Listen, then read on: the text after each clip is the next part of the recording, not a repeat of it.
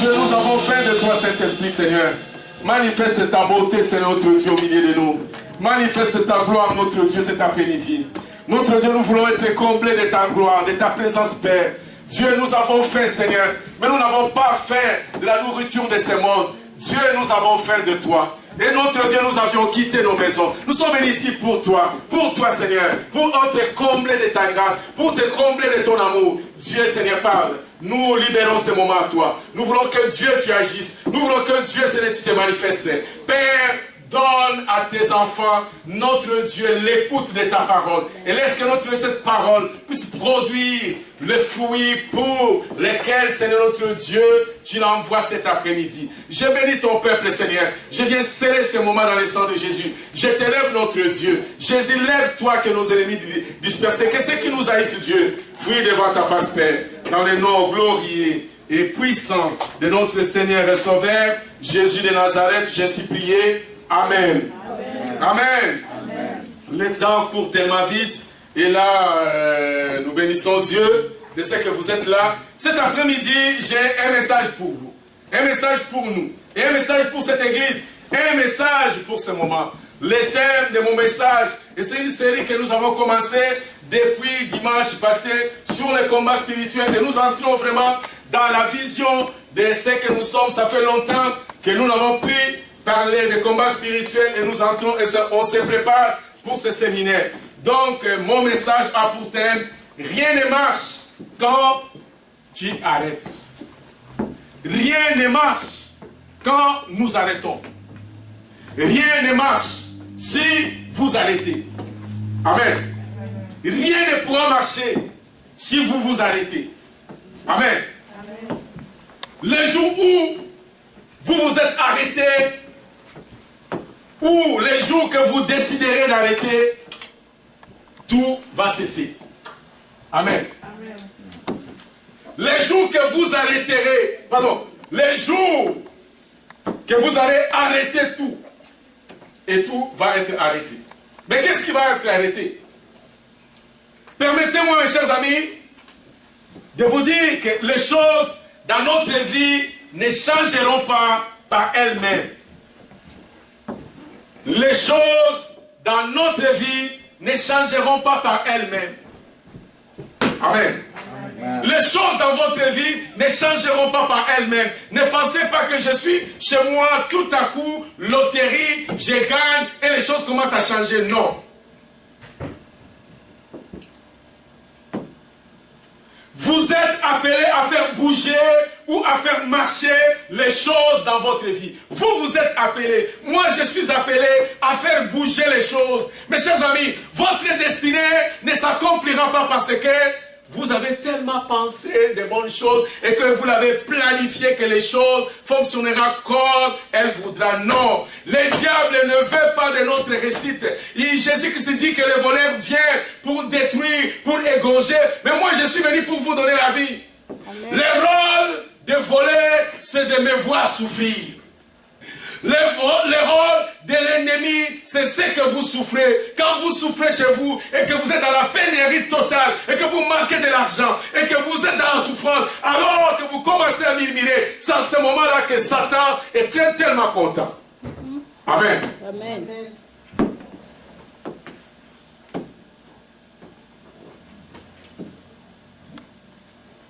Ce que vous devez faire, vous devez forcer les choses à bouger. Sinon, elle restera stagnante. Elle restera sans bouger. Si vous ne vivez pas votre vie comme vous le pensez et comme vous voulez, c'est alors il y a quelque chose qui ne fonctionne pas. Chacun de nous a une façon de comment est-ce que je vais vivre ma vie. Comment est-ce que je pense. Même si nous sommes des amis ou nous sommes nés, même famille, mais chacun de nous a sa façon de voir les choses et chacun de nous a sa façon de comment il pense que sa vie devrait être. Amen. Vous êtes des représentants de foyer, chaque père, chaque femme fait quelque chose dans sa maison, dans son foyer. Je veux que dans ma vie, je vais planifier, je veux ceci. C'est ce que vous voulez. Mais de l'autre côté, il y a ce que l'ennemi veut. L'ennemi ne veut pas votre réussite. L'ennemi ne veut pas que vous puissiez atteindre ce que vous voulez. L'ennemi ne veut pas que les choses que vous voulez puissent s'accomplir. Et c'est son but. Amen. Amen. Mais comment bouger ou faire fonctionner les choses? Amen. Amen. Nous devons bouger les choses. Nous devons fonctionner les choses sur travers la prière. Nous allons tourner nos Bibles dans le livre de Daniel chapitre 9, verset 23. Daniel chapitre 9, verset 23. Alors, s'il te plaît, donnez le micro là-bas. Daniel chapitre 9, verset 23. Lisez. Dès que tu as commencé de supplier Dieu, un message a été prononcé de sa part. Et je suis venu te communiquer, car Dieu t'aime. Efforce-toi donc de comprendre ce message et de discerner le sens de la vision. Amen. Daniel chapitre 10, versets 12 à 14. Daniel chapitre 10. Il ajouta, n'aie pas peur, Daniel. Dès le premier jour où tu as manifesté ton humble soumission envers Dieu, en ayant cœur de comprendre ce qui se passait, la prière a été entendue et je me suis mise en route pour t'apporter la réponse. Mais l'ange protecteur de l'empire de Perse s'est opposé à moi pendant 21 jours, jusqu'au moment où Michael, l'un des principaux anges, est venu à mon aide. J'étais donc retenu auprès des rois de Perse. Et maintenant, je viens pour te faire comprendre ce qui arrivera à ton peuple dans l'avenir. Car voici encore une vision qui concerne ce temps-là. Amen. Amen. Ici, on nous parle de Daniel. Permettez-moi pendant quelques minutes de vous reparler encore de Daniel. Qui est Daniel? Daniel, nous trouvons Daniel dans les livres qui portent son nom. Le nom de Daniel veut tout simplement dire Dieu est mon juge. Amen. Amen. Dieu est mon juge. Autrement, Dieu sera mon juge. Daniel fut amené très jeune de Jérusalem à Babylone lors de la première déportation par Nebuchadnezzar. Nous trouvons 3 petits points dans Daniel. Premier point, Daniel déporté, il a appris à marcher dans la crainte de Dieu. Daniel est déporté, il est très jeune comme Gypsy. Il est très jeune comme Marc-Olivier. Il est très jeune comme Wilson. On a déporté un enfant. Il va perdre son identité. Il va perdre ses parents. Il va perdre tout. Il va perdre tous ses repères. Il se retrouve dans un pays étranger, au palais royal. Alors, on lui impose un autre mode de vie. Amen. Amen. Premier point, nous trouvons que Daniel, déporté dans le livre de Daniel, chapitre 1, verset 8, que vous pouvez aller lire chez vous. Daniel résolut de ne pas s'essuyer par la nourriture des rois. C'est un jeune garçon. Il se trouve dans le palais royal. Il pouvait aller directement manger ce qu'on lui donne. Mais Daniel résolut dans son cœur que je ne peux pas m'essuyer. Ça, c'est le premier point. Deuxième point, Daniel. Quand les rois, dans le livre de Daniel, chapitre 3, versets 17 à 18, on nous montre que le roi a donné l'interdiction. Personne ne peut faire d'autres prières que faire des prières à moi. Personne ne peut adorer notre Dieu, seulement m'adorer. Mais nous voyons Sadrach, Meshach, Abednego, ces 3 jeunes garçons déportés, ils vont défier l'interdiction du roi. Amen. Amen. Je vais juste que nous puissions relire encore ces versets. Je sais que nous avons déjà lu ça. Mais nous pouvons lire Daniel, chapitre 3, verset 17 à 18. Daniel, lisez.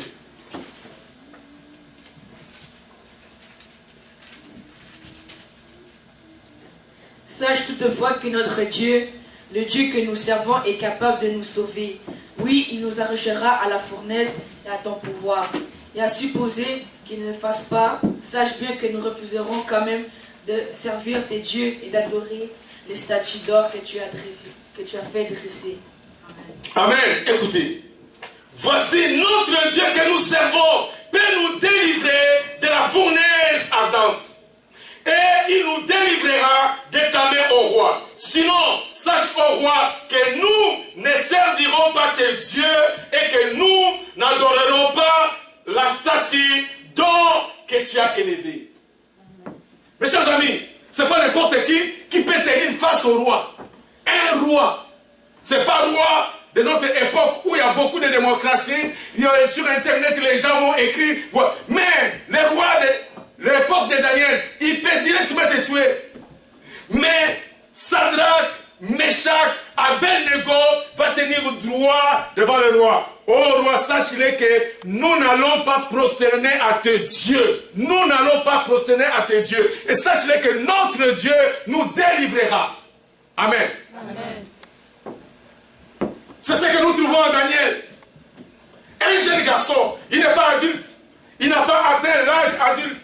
Amen. Amen. Mais Daniel résolut de ne pas se plier devant celui qui s'appelle le roi. Amen. Amen. Ça, c'est la troisième chose que nous voyons en Daniel. Pardon, deuxième chose. Troisième chose, Daniel recherche son Dieu. Daniel a besoin de Dieu. Daniel a soif de Dieu. Il commence à chercher Dieu dans la prière sur le verset que nous avons lu, Daniel chapitre 9, verset 23, ou Daniel chapitre 10, verset 12 à 14. Daniel commence à chercher Dieu. Bien-aimé, il commence à chercher Dieu pour les mobiles qui intéressent sa vie. Il commence à chercher Dieu pour les malheurs de son peuple. Il commence à chercher Dieu pour ceux qui traversent son pays. Il commence à chercher Dieu. C'est un homme qui est rempli de biens. Mais au-delà de ses biens, au-delà de ses connaissances, c'est un homme qui cherche la face de Dieu. Il dit, mon pays est détruit. Mon peuple vit malheureusement. Il vit, dans le malheur. Comment est-ce que je fais? Il commence à prier. La Bible nous dit ceci. Dans le livre de Daniel, chapitre 10, versets 12 à 14, qu'on a lu et que j'aimerais que nous puissions lire ensemble. Daniel, chapitre 10, nous allons lire. Écoutez la parole du Seigneur. Il nous dit ceci. Verset 12.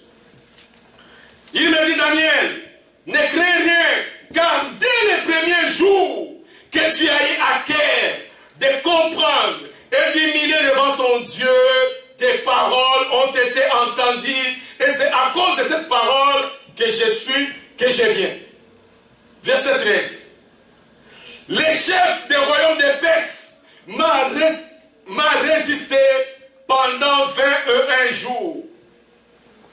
Mais voici Michael, l'un des principaux chefs, est venu à mon secours et je suis demeuré là auprès du roi des Perses. Amen. Amen. Amen. Écoutez la parole du Seigneur, s'il vous plaît. La Bible dit, dès les premiers jours que Daniel avait eu à cœur de prier pour la libération de son pays et de son peuple, sa voix a été entendue du ciel. Et l'ange est descendu pour exaucer à ses prières. Mais malheureusement, ce qui se passe entre comme vous et comme moi, le roi des Perses, lui a résisté pendant 21 jours. C'est quoi? C'est qui le roi des Perses? Les ciels que nous voyons, c'est que nous voyons le firmament. On nous dit, la Bible nous dit qu'il y a 3 ciels. Ce que nous voyons, c'est le premier ciel. Il y a un deuxième ciel, mais il y a aussi un 3e ciel. Le 3e ciel, c'est le ciel de Dieu, où il se trouve le trône de Dieu. Vous priez ici, vos prières doivent traverser cette zone que nous voyons, doivent traverser le 2e ciel, doivent traverser le 3e ciel, pour être écoutés par Dieu. Et quand Dieu décide à nous répondre, l'exaucement doit traverser le 2e ciel, là où siège le roi des Perses, qui est Satan et ses démons. Amen. Amen. Notre prière doit traverser cette zone. C'est là où il y a un problème. Notre prière doit traverser ces zones. La Bible dit que la prière de Daniel était retenue pendant 21 jours. Qu'est-ce que Daniel faisait pendant 21 jours? Daniel ne faisait pas comme vous et moi. J'ai prié dimanche, je vais m'asseoir sur mon fauteuil et je commence à regarder, je commence à pitonner mon télécommande, de voir canal Z, de voir canal B, de voir canal A, de voir toutes les émissions et finalement je me retrouve au Facebook. Non, Daniel continue à bombarder la prière. Il continue à bouger les choses. Il continue à bombarder les prières. Alors qu'il bombardait les prières étaient tellement puissantes. La Bible dit qu'il y a un autre ange qui est plus puissant que l'ange qui avait amené les ossements de prière. Il s'appelle Michael. Michael descend pour secourir l'ange qui portait les bénédictions. Oh mes bien-aimés, combien de nos bénédictions sont retenues au 2e ciel? Combien de vos bénédictions sont encore là? Mais depuis que vous avez prié, si c'est la nuit du 1er janvier au 31 décembre, vous êtes allé dormir, croyant que non, j'ai déjà prié, Dieu va exaucer. Non. Amen. Amen. Amen. Amen. Nous devons prier, mes chers amis, pour bouger les choses. Vous devez prier pour que les choses fonctionnent dans vos vies. Vous devez prier afin que les puissances des ténèbres puissent libérer vos bénédictions. Vous devez prier parce que Dieu veut que votre vie soit bénie. Amen. Amen. Amen. Amen. Nous devons prier. Nous devons communiquer avec Dieu.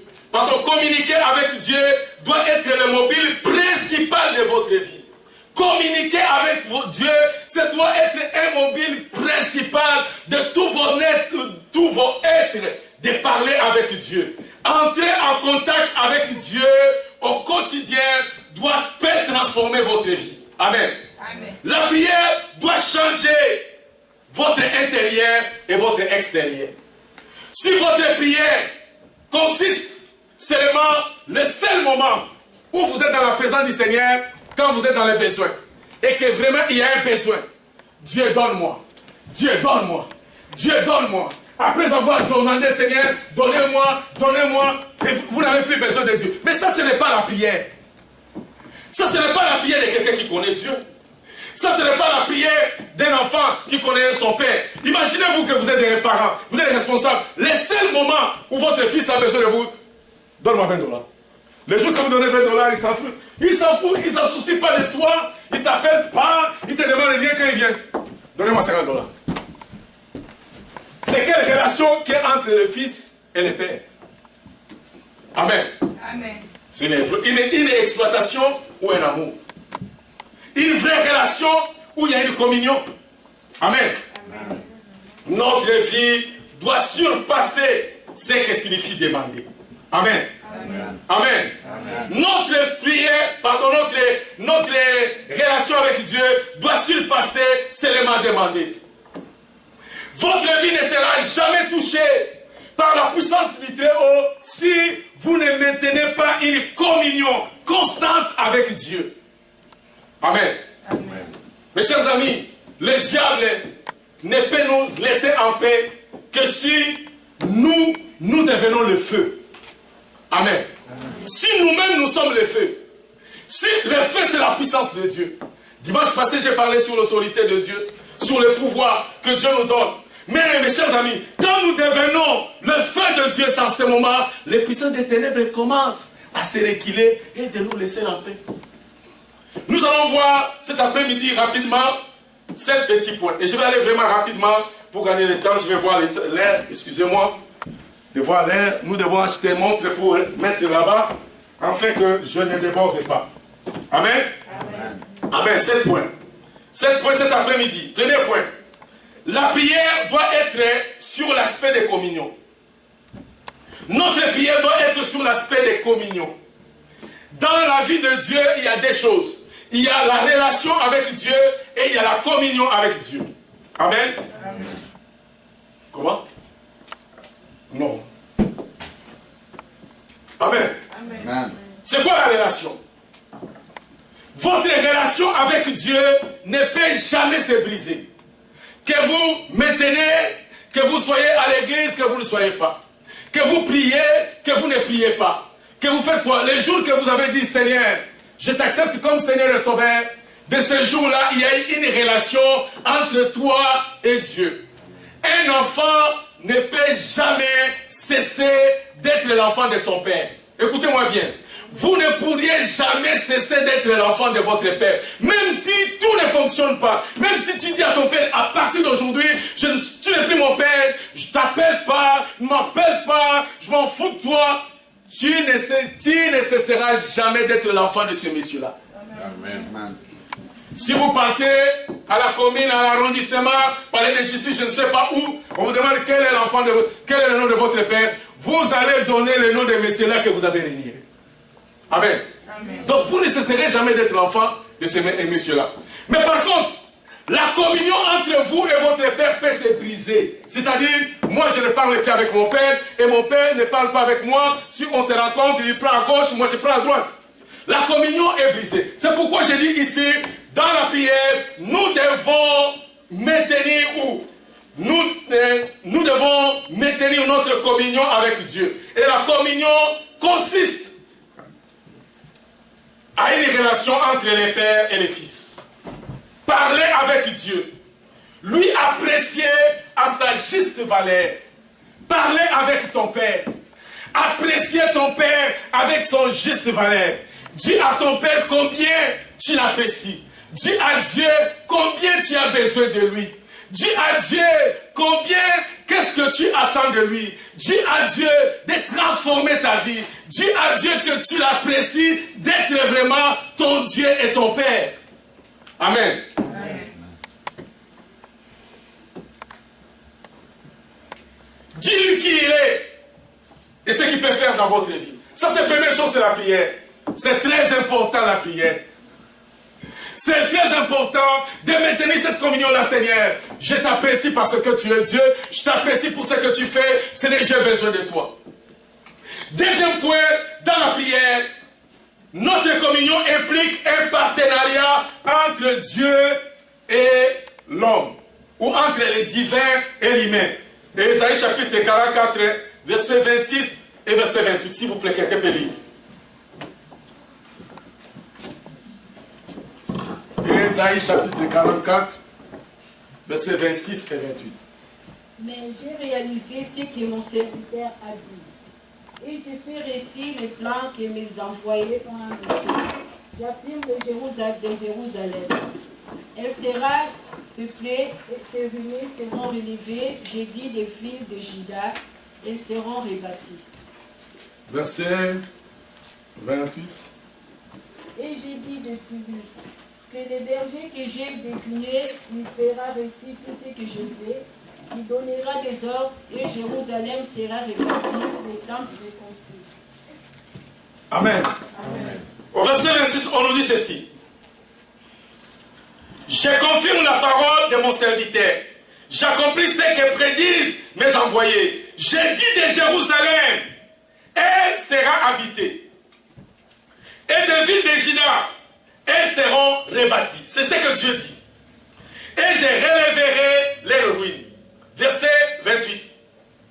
Je dis de Cyrus, il est mon berger, il accomplira toute ma volonté. Écoutez, il dira, ce n'est pas Dieu qui va dire. Cyrus dira, il dira de Jérusalem qu'elle soit rebâtie, du temple qu'il soit fondé. Amen. Mes chers amis, il y a un partenariat dans ces versets entre Dieu et l'homme, entre les divins et l'humain. Il y a un partenariat. Quand vous entrez dans une relation de communion avec Dieu, vous devenez le partenaire de Dieu. Dieu a dit que telle chose doit être accomplie. Dieu a dit dans ta vie, tu vas faire ceci. Alors, quand tu entres en partenariat, tu commences à ordonner. La Bible dit, il dira, Cyrus dira, ordonnera les choses et que les choses commencent à venir, à se réaliser dans sa vie. Amen. Amen. Tu deviens un partenaire avec Dieu. Dieu a dit que tu chasserais les démons, tu commences à chasser les démons. Dieu a dit que tu imposerais les mains aux malades, tu commences à imposer les mains aux malades et les malades sont guéris. Dieu a dit que tous les fouleront la plante de tes pieds, alors tu entres dans un bureau, alors il y a quelque chose qui ne fonctionne pas, il y a un contrat, tu entres dans ce bureau et dis Seigneur, tu as dit. Et moi je prends cette parole, je foule mes pieds dans ce bureau, dans le nom de Jésus, je vais voir cette madame, je vais voir cette femme, et cette femme doit débloquer les choses pour moi. Tu deviens un partenaire pour exécuter ce que Dieu a dit et que ces choses se réalisent dans votre vie. Mes chers amis, c'est dans la prière que cette puissance qui est développée en vous, vous devenez un partenaire de Dieu. Vous devenez un partenaire dans la prière. Vous devenez un partenaire pour exécuter les paroles de Dieu et que cette parole se réalise, s'accomplisse et que ça produise les effets pour lesquels Dieu envoie cette parole. Amen. Amen. Amen. Amen. Donc, Dieu nous appelle à un partenariat. Si vous êtes associé avec quelqu'un dans les affaires et que vous ne parlez pas avec votre associé, donc son associé fait les choses à sa manière, vous faites les choses à sa manière, il n'y a pas de communion, c'est sûr que vous allez planter. Vous allez planter quelque part et chacun va prendre son chemin. Amen. Amen. Parce qu'il n'y a pas de communion. Amen. Amen. Donc Dieu nous appelle à prier. Si vous ne faites pas de prière à Dieu, si vous ne priez pas Dieu, vous faites de Dieu un étranger. Vous dites Dieu, tu es un étranger dans mes problèmes. Dieu, n'entre pas dans ma vie. Moi aussi, je n'entre pas dans ta vie, Dieu. Moi, je ne t'ai jamais dérangé. Hein. Je ne te demande rien. Je ne te demande rien. Je ne te tourmente pas. Toi aussi, n'entre pas dans ma vie. Mes chers amis, Dieu veut être notre Père. Dieu veut être votre partenaire. Dieu veut entrer dans votre vie. Dieu veut savoir l'école que vous allez mettre votre enfant. Dieu veut savoir qu'est-ce que vous allez faire demain. Dieu veut savoir, Dieu veut entrer dans votre vie pour savoir quels sont les projets que vous voulez entamer dans les jours à venir. Dieu veut que vous puissiez l'associer dans votre vie. Amen. Amen. Dieu cherche que vous puissiez l'associer dans votre vie. Vous avez besoin de lui pour atteindre les objectifs que vous vous êtes assignés. Mes chers amis, nous avons besoin de Dieu. Il y a une seule chose que nous puissions faire. Ou vous dites, Seigneur, je ne vais pas t'associer dans mes affaires. Vous allez associer les puissances des ténèbres. Mais si vous n'êtes pas associé aux puissances des ténèbres et que vous voulez que Dieu soit votre partenaire, vous devez une vie de communion avec ces dieux-là. Amen. Il faut une communion.